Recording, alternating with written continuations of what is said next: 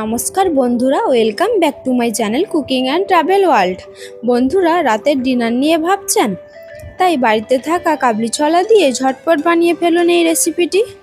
বন্ধুরা, আমি আপনাদের কাছে একটা কথা বলতে চাই, আপনারা যদি আমার চ্যানেলটিকে like, comment, share and subscribe করে আমার পাশে থাকেন, তাহলে আমি আরও নতুন নতুন ভিডিও বানানোর উৎসাহ পাবো। একদম অনুষ্ঠান বাড়ির মতো আমি আপনাদের বানিয়ে দেখাবো চানা মশলা। তো বেশি কথা না বলে চলুন রেসিপিটা শুরু করে ফেলি। চানা মশলা বানানোর জন্য সবার প্রথমে কড়াইতে দিয়ে দিচ্ছি পরিমাণ মতো সর্ষের তেল।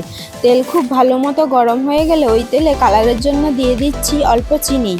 চিনিটা লাল হয়ে আসলে দিয়ে দিচ্ছি তেজপাতা, গোটা গরম মশলা, পেঁয়াজ কুচি, 3টে কাঁচা লঙ্কা আর হাফ চা চামচ লবণ। এবার পেঁয়াজটাকে আমি হালকা ভেজে নেব। পেঁয়াজটাকে হালকা ভেজে নেওয়ার পর আলু দিয়ে দেবো। তারপর আলু আর পেঁয়াজটাকে 2-3 মিনিট নাড়াচাড়া করার পর টমেটো কুচি দিয়ে দেবো। সব কিছু ভেজে নেওয়ার পর দিয়ে দিচ্ছি 1 চা চামচ আদার পেস্ট। আদার পেস্টটাকে আমাদের ভালো করে কষাতে হবে, তার কারণ আদার যে কাঁচা গন্ধ থাকে সেটা চলে যাবে। আদাটাকে কষিয়ে নেওয়ার পর দিয়ে দিচ্ছি 1 চা চামচ রসুনের পেস্ট। আদা ও রসুনটাকে 2-3 বার নাড়াচাড়া করে একে একে অ্যাড করব 1 চা চামচ হলুদ গুঁড়ো, 1 চা চামচ লঙ্কা গুঁড়ো, 1 চা চামচ ধনে জিরে গুঁড়ো এবং অল্প অল্প জল অ্যাড করে কষাতে থাকবো যতক্ষণ না মশলা থেকে তেল ছেড়ে দিচ্ছে।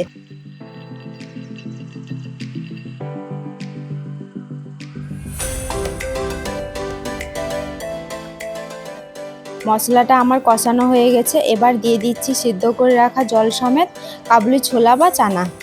বন্ধুরা, আমাকে এখানে আর এক্সট্রা করে কোনো জল দিতে হবে না, ওই জলেই রান্নাটা করে নেব। এরপর চানা মশলাটাকে ভালো করে নাড়াচাড়া করে দিয়ে দিচ্ছি 2 চা চামচ টমেটো সস। টমেটো সস দিলে চানা মশলার টেস্ট খুব ভালোও হয় এবং খেতেও দারুণ লাগে। আমাদের চানা মশলা রেডি হয়ে গেছে। এখন আমি গ্যাস অফ করে চানা মশলা আর ধনেপাতা কুচি ছড়িয়ে নামিয়ে নেব। আজকের রেসিপিটি যদি আপনাদের ভালো লেগে থাকে তাহলে সবার আগে একটু লাইক দিয়ে আমার মনোবল বাড়িয়ে যাবেন এবং আরও অনেক রেসিপি দেখতে আমার চ্যানেলটি ভিজিট করবেন।